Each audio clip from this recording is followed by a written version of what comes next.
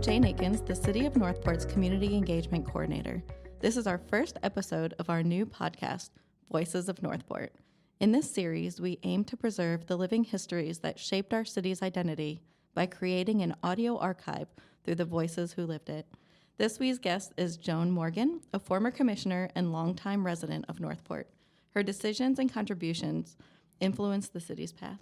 Hi, Joan. Thank you for joining us. Thank you for having me. So how long have you lived in Northport? Almost 52 years. In August, it'll be 52 years. Oh, wow. And what brought you to Northport initially? Oh, easy. A steak dinner at Valley Steakhouse in Albany, New York during the middle of winter.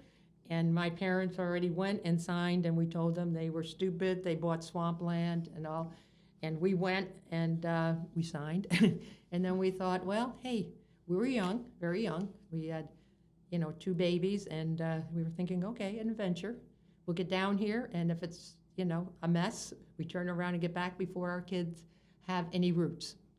I love that. I'm actually from the Catskill Mountains, upstate New I York. love it. My favorite place in the world is Lake George. Yes, it's so beautiful.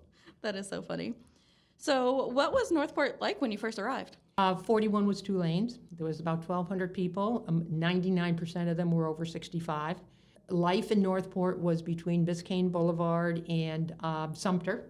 There was nothing beyond. Price was, oh my gosh, you thought you'd have to take a picnic lunch or go off the edge of the earth. Honestly, you didn't go out to Price. I mean, that was just not something you did. It was just, that's just the way it was. And, there was nothing here. There was no schools. We had no police. Our city was built so upside down and backwards, okay?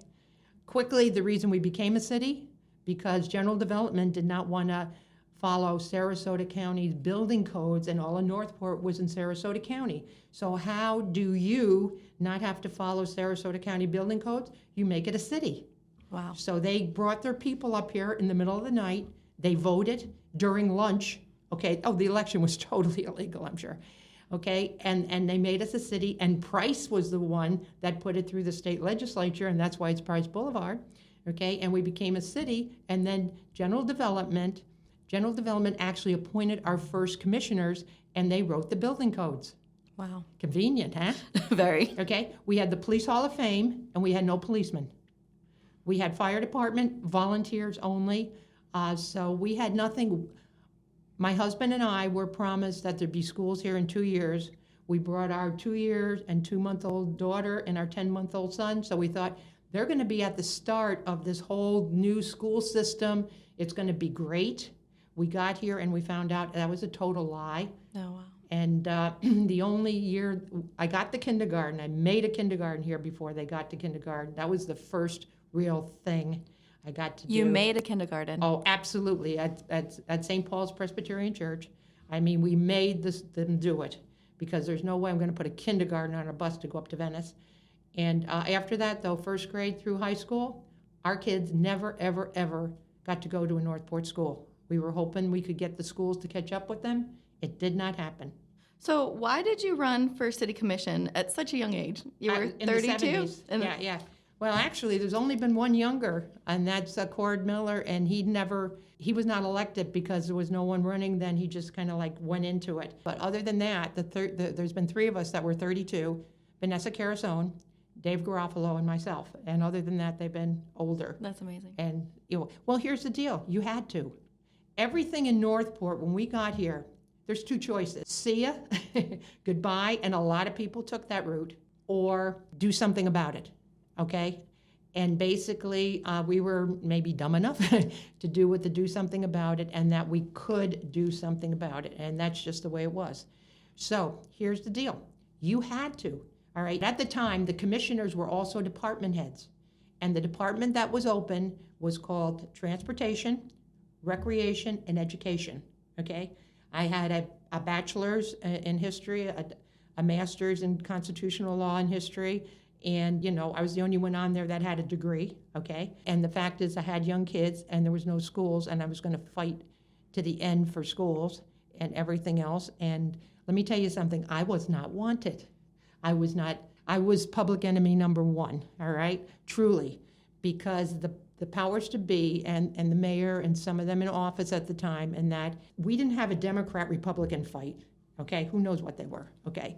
It was young and old. General Development intended Northport to be a senior citizens community, and the commissioners at the time intended to continue that, and they didn't want kids. I can sum it up in one sentence, and this came out of the mayor's mouth. Mayor Gentle. She said to a person opening a business, I'm glad to have you here, all right? However, we don't want you to live in town. Why? Wow. Because you're young and you might have children, okay? How rude. They tried to get when I got the kindergarten at St. Paul's, because there's no way my kindergartner's going on a bus. The mayor tried to get it shut down the day before. We had a horrible fight on our hands because she went to all the churches who really didn't know her at the time and told them to tell the parishioners to vote against the school budget. And Northport, bottom one, had a school on that budget.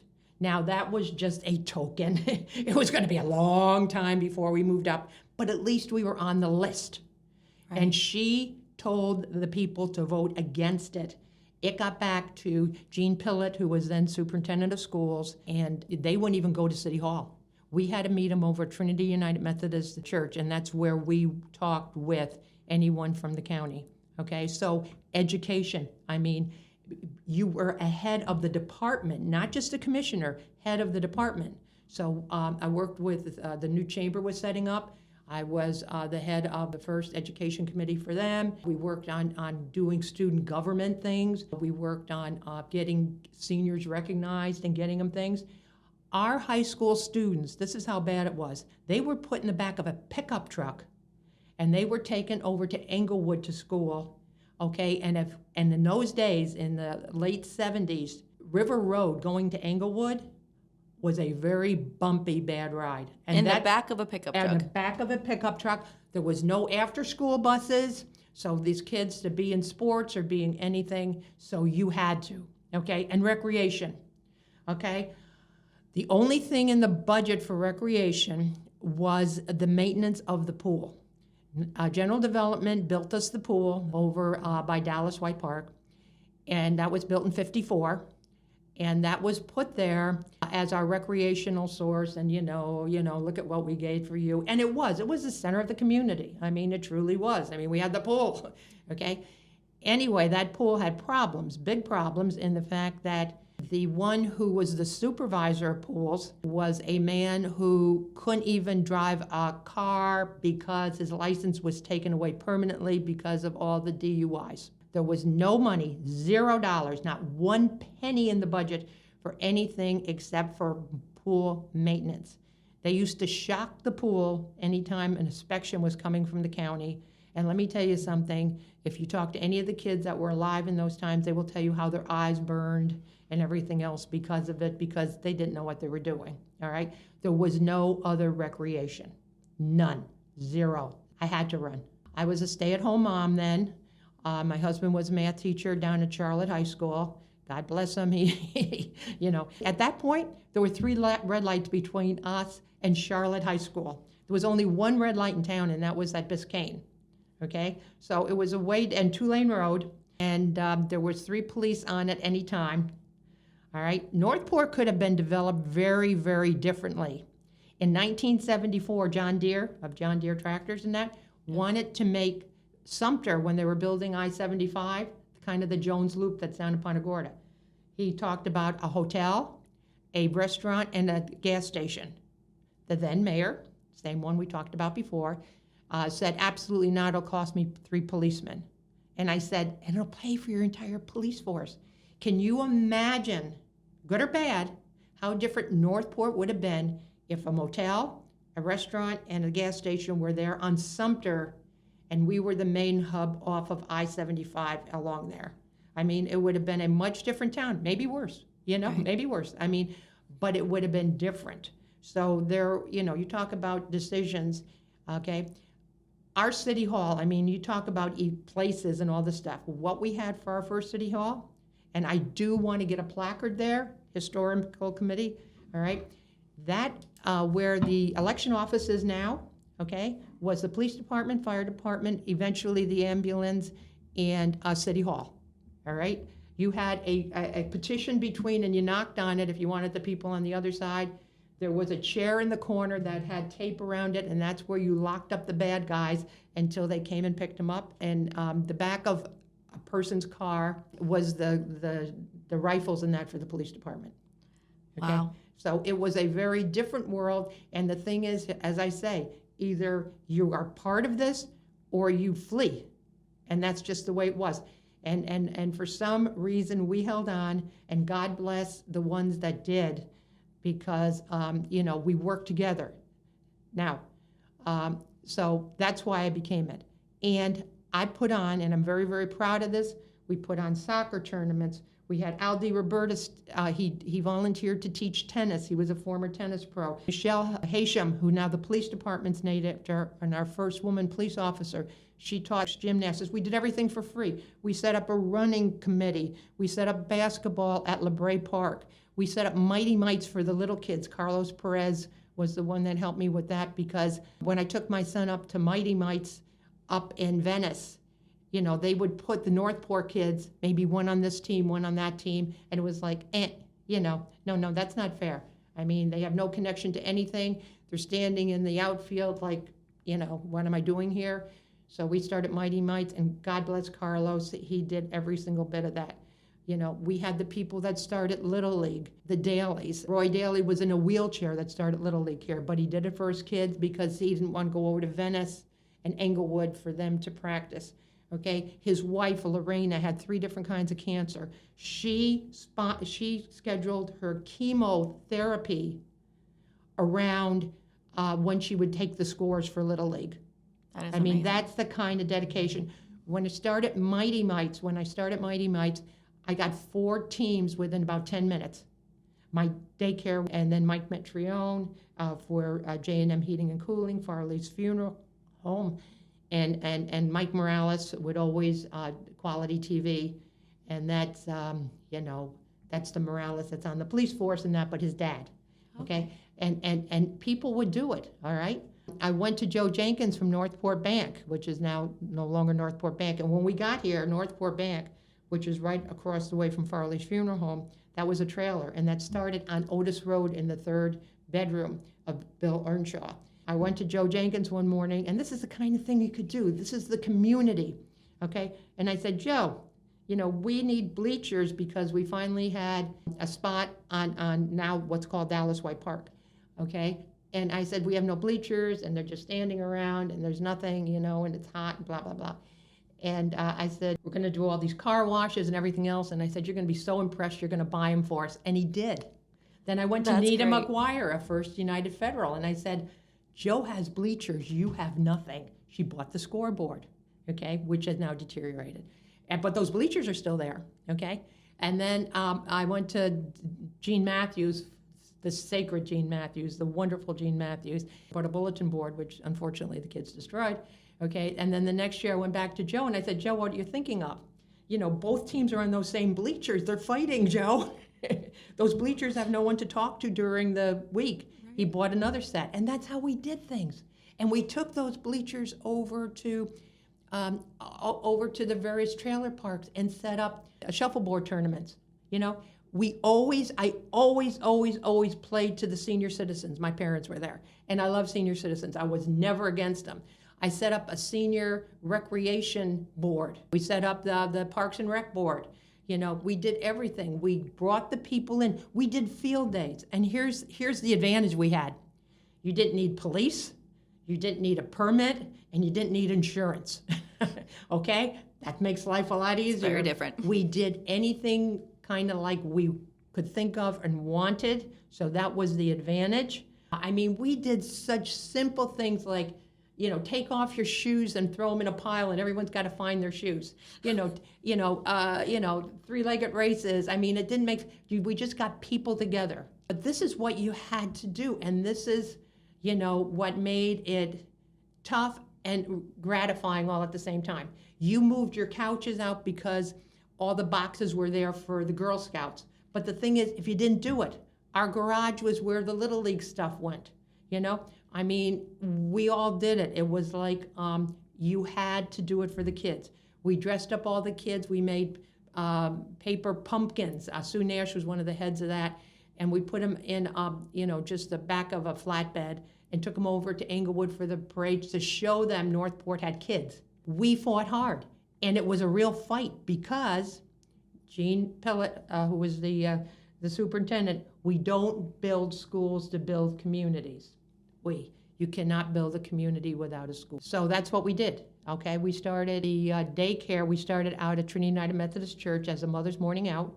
And Earnshaw was the one who started it. I took it over, and we had that. And then that went into a full-fledged daycare. And then they kicked us out because there were those on the board that, didn't want anything to do with kids. And, the fight back and forth. But that was a great church. They let us be there for our meetings on education. They started Meals on Wheels there, So, everyone helped. The Ministerial Association, which I don't think exists anymore, but let me tell you something, they were wonderful. If I had somebody who couldn't pay their Florida Power and Light bill and that, I called them, they took care of it. Never was cash given or anything else, give me the receipt, give me the whatever, and we took care of each other, So you had to run. I had to run. I had to do what I could do. I wasn't liked by those. And it was kind of like that's the way it was, They would put in the paper that I'm going to take all the money out of the city budget to build the county school. I would love to do that, I said, but I can't.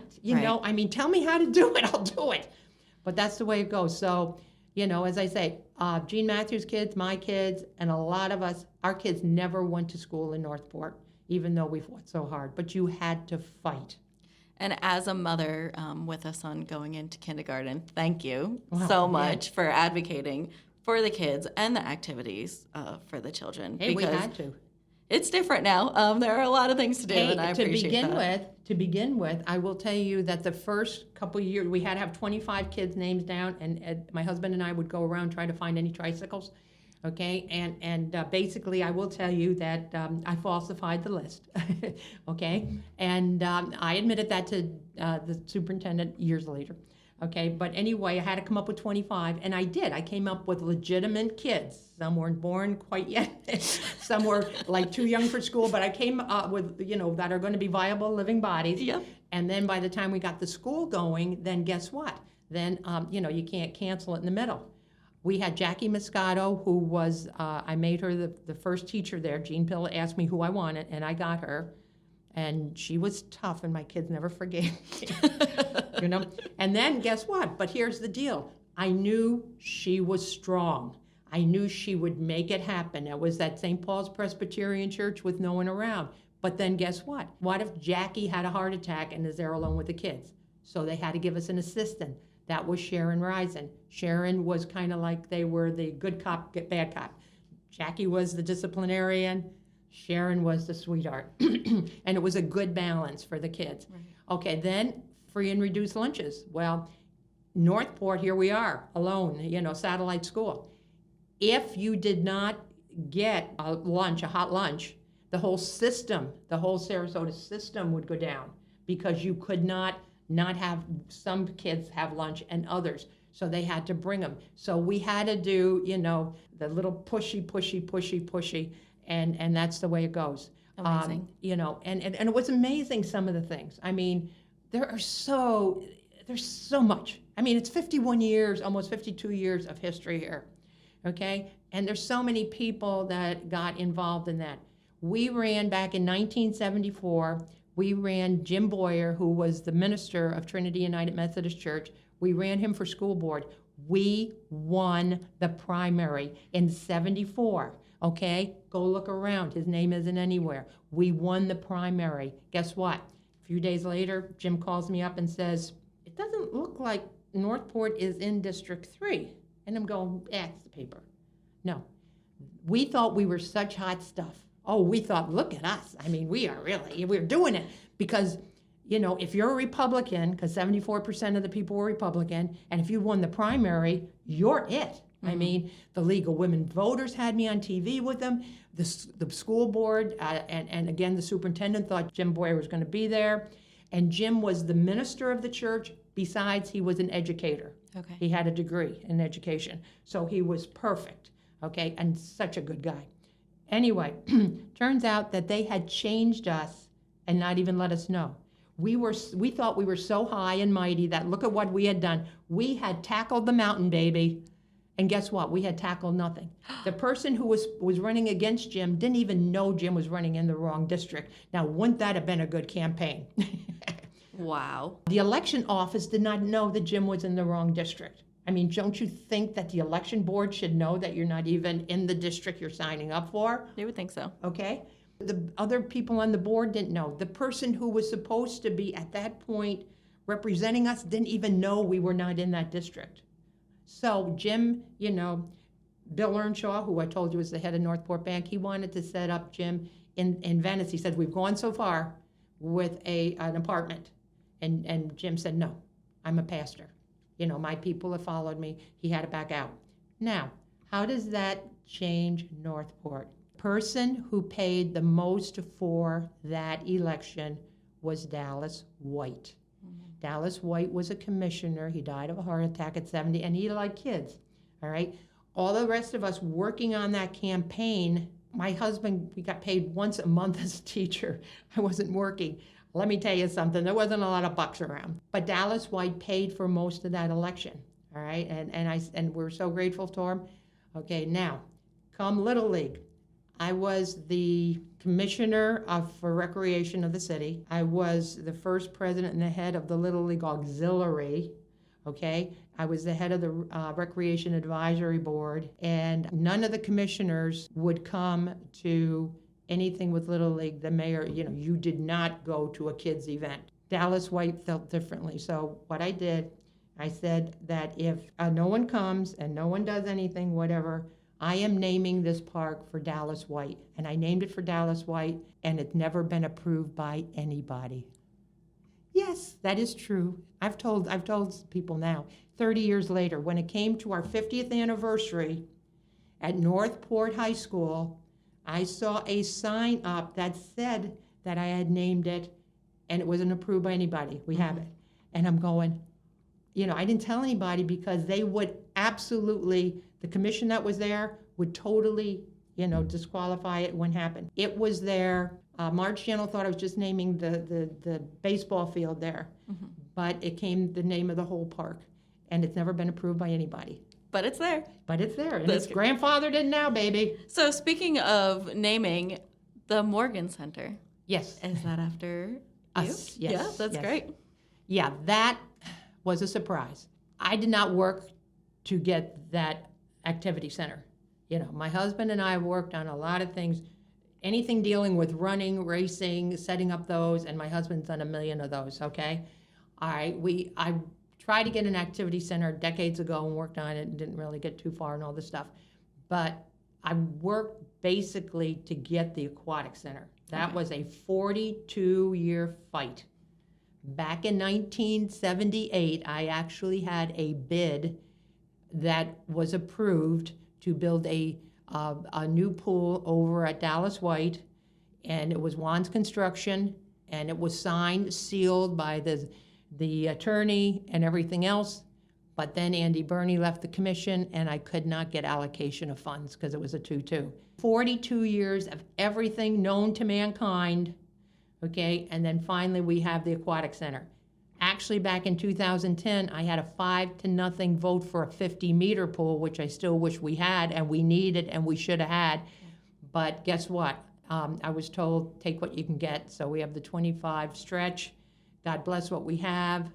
It's beautiful. It's fantastic. It's wonderful. The people who run it, the recreation department, Devon, and all the commissioners, wonderful. But anyway, we work for the pool, all right? Now, the Morgan Center was supposed to be Spring Haven. I went to the groundbreaking, and it was going to be Spring Haven, which is the name there. Yeah, that's okay, Anyway, some people, and this was really fantastic, they waited until Ed and I were in Europe. Actually, we had this trip planned for decades, after retirement, that we went to Europe, okay? And anyway, they waited and put everything out on Facebook, which I never was on. I'm not on any social media. I am on Facebook now. And they put it through, and they had all the city meetings and that while we were gone. So when we came back, basically, we were asked, do you want a park? Do you want the aquatic center or do you want the community center named after you? And I'm going, you know. And so we said that pool took over park, community center took over pool, but it would be wrong. That the aquatic center has to be the Northport Aquatic Center. Yeah. Wouldn't that have been stupid to be the Morgan Aquatic Center? I mean, did make no sense. So would you rather go down the water slide or hang out in the lazy river? Oh my gosh, I've been down to all those water slides. Are you kidding me? I go to the HydroFit, which used to be aquatic aerobics, but oh no, I love it. I mean, they do a phenomenal job there. But we were very blessed in Northport to have the nonprofits and what they do. The Kiwanis and the Clothes Closet and all of these people. I mean, they're phenomenal. So what are your favorite longtime local businesses or restaurants or parks? What are your favorite things in Northport? Right here, City Hall. I mean, I love this place. I mean, this is a big part of, I've been to here and done a lot of things. You should see the Halloween parties they used to have here. No, they had every inch of this place, the 3 floors, like 5,000 kids going through it. Unbelievable. Probably a little unsafe in today's world with the costumes and all, but unbelievable what they did. Of course, the Morgan Center, I'm proud of that, not just because of the name, okay? But anyway, I am proud of that for what they do. Yeah. DeFi, drug-free youth, that these kids have a place to go instead of being latchkey kids. That they have a place to go and they go there. I mean, all the things that they set up for them besides the adults. I like the fact that we have things, Parkinson's boxing, Lee Anderson and that. I mean, phenomenal. We take care of the senior citizens and the youth. I mean, we have both. We have all of it. Myakkahatchee Environmental Park. I mean, my gosh, I'm so proud of Northport because on the last surveys and that, what did they say? The thing they want the most is more trails and walking areas. Can you imagine that being the answer years ago? No way. Right. But you go out at Myakkahatchee Environmental Park or the new Gateway Walk, and what do you see? I mean, you see young people, you see old people, you see people with their dogs, you see people with their walkers. I mean, it is there. People are there, and it's all age groups. And people don't realize how important that is. But movement equals life. Right. And, so I'm very proud of all of that stuff. What would you say is your fondest memory in Northport? In Northport, there's a lot of fond memories. Actually, some of the fondest, okay, we had this thing, and this was at Christmas time. All the churches, people, and everything else, we got lists they came in to us from all over the place, and people who were in need, all right? And we put together, and we got stuff from all the churches and everything else, and it was just phenomenal.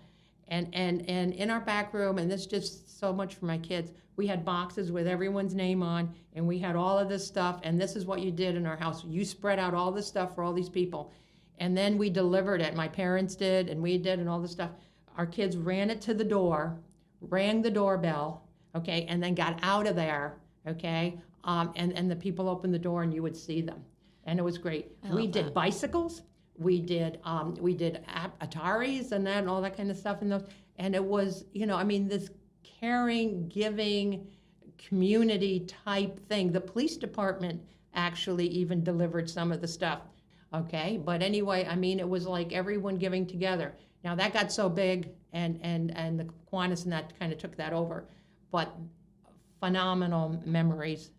Playing the Santa Claus, the YMCA, not the YMCA, but Guy Davis and the American Legion putting on July 4th was a swim contest, and you had everyone in town there, okay? And it was amazing, and Guy Davis got all the trophies, all right? He made them happen.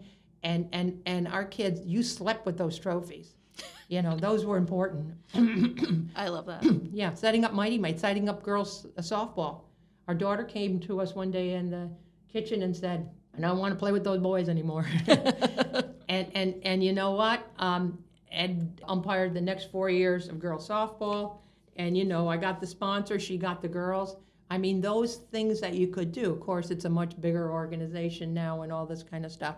But those are the kind of things you did, and that's what made Northport. Being a city commissioner, it's kind of like it gave you the power to do some of this stuff. For example, one day I was this guy had 3 kinds of polio. I didn't know there was all these different kinds of polio. And he went back to work and he made it like a day, okay? But the fact is that he took him off this, and this, and couldn't get anything. And I got tired going bottom down, so I just started calling to the White House, okay? And I got someone from the Commerce Department, couldn't tell me who they were, Kentucky. They were down from Kentucky to his house that day and and it was like, if you didn't have the word commissioner in front of you, that would not work. Right. But let me tell you something. They were after us because they didn't want young people to take, we're going to destroy the town.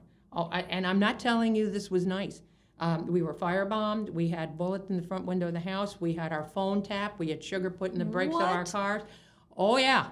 Now, I knew they didn't want to hurt us. I mean, I was told at one commission meeting, because they had, a lot of these were military, and they had from across the canal, because we were on a canal, they had a sounding device on the, and whatever. I could be on my phone with somebody, and all of a sudden I could have the mayor's husband talking to me.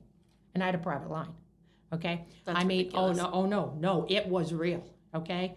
And one time at a commission meeting, and this is on tape someplace back in here, if they ever could find it, one guy said, "We know where your kids are at all times." How scary. Oh, yes. Very scary. Very scary. So we, it's kind of like, why did we stick around? I don't know. My husband would be out there at 3 o'clock on Saturday mornings and all this kind of stuff, watching for them when the bars closed. And we knew who it was the first night because a neighbor of ours happened to be out walking her dog and saw the car. And basically, we couldn't prove it, but believe me, it was close to those people who didn't, whatever. So, it was not an easy life, but we struggled through it, and we did it for the kids and all this stuff. Talk about a community of unity. You really pulled everybody together. I'll tell you what, our life, we were put in a very unique position in life. Number one, to be able to be here at the beginning of all this, all right? And then my husband and I taught at Lemon Bay High School for 20 years, and I was the head of the history department. Can you imagine doing that today? Oh, my gosh. Anyway, but the thing is, it was when the school started, and I was the senior class sponsor for those 20 years, and I got to do all those activities. I mean, we started it all. We did almost whatever we wanted, and apologize to the administration many times. But they understood that. They knew. they knew, and I won't go outside of certain boundaries. But, it was a unique and a wonderful, wonderful life. But unfortunately, we've had the worst part of life, too. Right. Okay? And now we're in a different realm, not one I want to be in, but when I have to be in. We lost our daughter. I'm sorry. And we have to tell you, she was a teacher at Heron Creek, and everyone that knew Joan Morgan Fisher, she was the most beloved teacher. She did anything Ed and I did, she did triple, okay? I mean, she was phenomenal. God bless the city. The city started Holly's Hope, not Ed and I. Vanessa Carasone, Jacqueline Moore, Peter Lear, all of them. They knew Holly, they loved Holly, Corey Hutcherson, all of them, they started Holly's Hope, and which we have been doing a lot of anti-bullying, helping first responders, and we've also started a survivors of suicide group. We weren't left choices. And for those people that don't know about Holly's Hope, where can they find those resources for the groups that you were talking about? Well, come to our meetings, because it's kind of like, it's kind of like one-to-one. There's so much not developed yet. For example, if you're over 18 and, you can be Baker acted for 3 days and then let out on your own and not have to do anything. I mean, there's so much stuff. We're going to get a behavioral health hospital. We are hoping that's going to help tremendously. There's so many gaps in the system now. The bullying things. Holly's Hope brought down a nationally known guy, Fabian Ramirez, and we got to 10,000 kids on having him stream through the classrooms and things like that. That's great. And we're trying, but it is so hard. It is so bad. anybody, any kid being bullied, my gosh, tell them, knock it off. What's the big deal? It's stupid. I mean, most bullies have been bullied, and that's why they're bullies. Right. But the thing is, our life has taken a totally different turn, not the turn we wanted it to take, but the turn we are forced to take. And that's just the way it is. Is there a website or a Facebook for Holly's Hope? We have to redo it. We are redoing it right now. But our meetings was one last night. It's at the Morgan Center. It's at 6 o'clock, and it's at the first Tuesday of the month, Great. 6 o'clock at the Morgan Center. And the Survivors of Suicide group is at New Hope Community Church on Biscayne, and they're on the second Wednesday of every month at 6 o'clock. And we are there for you, and we are doing everything we can. We are very, unfortunately, the reason it was done, You Are Not Alone, which City Hall, again, was the starter of. Yep. Jerome Fletcher, after the death of a 12-year-old from suicide, it was just so horrendous, and such a wonderful girl. Bullying, and believing this stuff, and it's sad. And anyway, he started, You Are Not Alone, and now we are working with the police department and Sarasota County Schools, and all sorts of groups, Kiwanis, NAMI, Valerie's House, and all of them together and putting on programs, and we've done 4 of them, and 5 of them, the 5th one's coming up. So we are working together. There's a lot of gaps in the system to try to get help. I'm sorry, but there are. So it's a case-by-case situation, and I wish I had answers.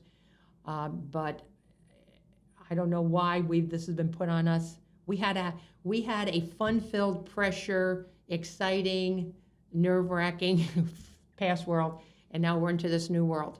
Right. But it's kind of like, you're meant to do certain things. And Northport, basically, here's the deal, folks. And one of the committees I was on, I'm very proud of, is that we made the motto, achieve anything. And that's what Northport's about. You can make it happen. You can achieve anything. We are not here in cement and stone and statues and all of this kind of stuff yet, okay? You can make the city yours. It doesn't take a penny to do it. It doesn't take a penny to make the city yours. It takes a lot of work, effort, and whatever, but you can make things happen in Northport. You can make it happen, and we're still open. The boundaries aren't there. Look at what Awakened Church is doing with getting food out and all this stuff. New Hope used to do that. We used to have, Thanksgiving, the dinner set up. I mean, you talk about highlights and what I'm proud of. 5,000 dinners on Thanksgiving. I mean, it was just amazing. Absolutely, everything you can do.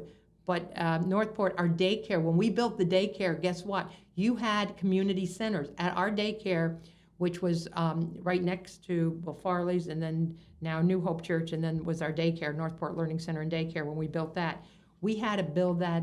We had to put that under a funny name because the then administration had to think it was competition to us, and it's the only reason they let it go through, and that's the truth. So it went under Ganson Incorporated, and we got a lawyer in Venice to set it up. Okay, but what did we do at the daycare? Yeah, we had fewer kids than we needed to support the place, and that's why I had to go teaching at Lemon Bay, that's for sure. But what did we do there? It was a church on Sunday. Even the police department that did CPR and that there because they had no place to do it. We had the Little League auxiliary meetings all there. The chamber, we had the education meetings there. The kids, when our kids were in high school, they did practicing for drama plays. My daughter was a cheerleading, all sorts of stuff. It's a lot of things. And we did all that stuff there. I mean, it was a town center. Our house was a town center. I mean, you had kids there. You had to take them, and we took in one of Kevin's friends for 7 years as a foster kid. I mean, you had to. I mean, people, and we weren't the only one. I can name a bunch of people in town that took in other people's kids because you had to do it. I mean, it was just, some of the other kids say we are their non-DNA parent because they wanted a different title for us. But, it became the center. I mean, here's another highlight. On Pan Am, across from the Garden of the Five Senses, that's where we were given for a Little League field. They never wanted us there either because it was supposed to be just a greenway area, the houses around there. Oh, they hated us from day one. Okay, anyway, that was the only thing we were given. But we did the Steve Walinda, the longest walk on a tightrope there. We put up, they put up 3 poles. Okay, Wow. and he did the longest walk on a tightrope. And that was in the Guinness Book of World Records in 1984, March of 1984, I think. Okay, and let me tell you something.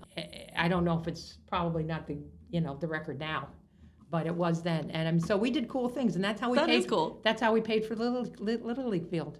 And they're turning 50 years. Oh, they this, did. Right? They did. And let me tell you something. Another part of this town, and I'm so happy to have a part of this at Water Park. These people, I mean, heroes. The night we started up, finally had the field over at Pan Am, Roy Daly took himself out of his wheelchair, and he is pulling himself along the ground, marking the field.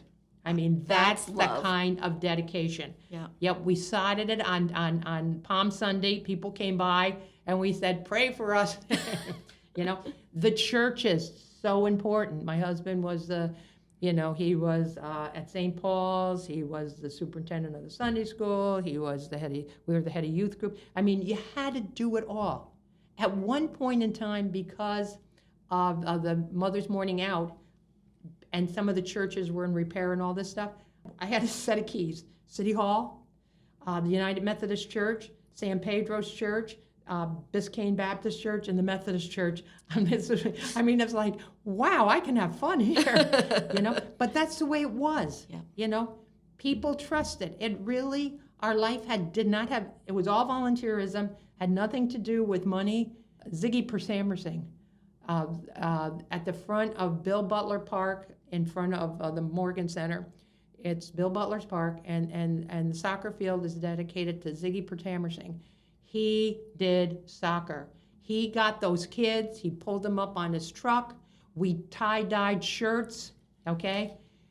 The mayor ordered the soccer fields destroyed, the things. He would rebuild them, and he made soccer. I mean, this is what we had to do. Right. We had our dragons, and it was kind of like, if you're looking at it from their standpoint, they were promised to be a retirement community. People bought here because they were promised the retirement community.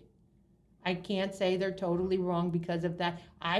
We bought here because we were told school's in 2 years, bring your little kid. Northport, what we've gone through. We have good people. We have great veterans groups, and we're very proud of them and caring. And a gentleman that just died who was a former commissioner, Dick Lockhart, God bless you. He was a wonderful guy, and he was very much for the veterans. He is the one who wanted to start the book on the 50th anniversary, which Marshall Grove wrote. Okay, and but anyway, achieve anything. And basically, what I see for Northport, I've kind of been a person who has been involved with a lot of kids' essays and a lot of but basically, you know what's unique and what comes out of those essays? A lot of the kids said, Northport is a friendly place, it's a clean place, and we still have woods to play in. I agree.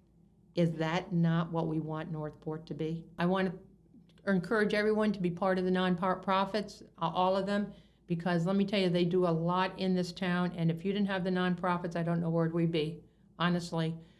Remember, you can achieve anything. Northport is the place. God bless our recreation department. I mean, if it wasn't for recreation, a lot of us would not have stayed in Northport. They have put on so much. They do so much. Get over to the aquatic center if you haven't. Little kids, the swimming lessons. We're saving lives. Yes. You have got to save lives, and those swimming lessons do, and they have them there, and they are working hard on a lot of things for the very young to the very old, okay? I mean, all sorts of stuff, and that's the way it has to be. I'm proud of Northport. I'm proud of, I'm grateful that we have the Morgan Center, but truly, I mean, it's funny, when it was first named, we couldn't say the words. We couldn't look at it. We would just, my husband and I and our family would have this funny little giggle, okay? My daughter's family, their 3 kids that were here, they were junior high at the time, and they kind of like did not acknowledge, well, they didn't really sit there and say, oh, I'm part of that, you know. But my son's two sons were up in Orlando. That's where they grew up and all this kind of stuff. When they come down, you know, especially the oldest one, Kobe, you know, I'm the Morgan Center. I mean, and I'm going, and they're saying, shut up, you know. But it's kind of interesting. People thought we could get them jobs. Yeah, right. We pay the exact same amount you do for anything there, you know. But, you know, I am grateful for the programs they have. The people that work there are wonderful. They are just, I have not met one person that they've hired there that I can say, you know, I don't admire.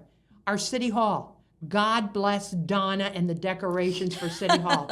Isn't she amazing? She is. I mean, you talk about why Northport is special.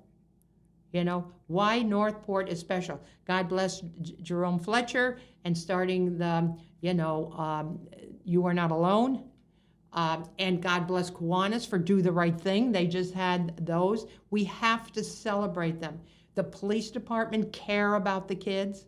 You know, celebrate what we have. You know, I can remember when the city commission, you wouldn't believe when Mike Trubert wanted to build a stadium in town here. Oh my, that's as much as my wanting to build a pool. Oh, was he booed and hissed. Oh, look what we have, Cool Park. Yep. You know, I mean, there's a lot of stuff.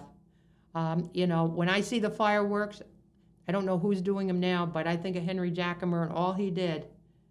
And the heroes, please go to Outwater Park. See the plaques around that dugout.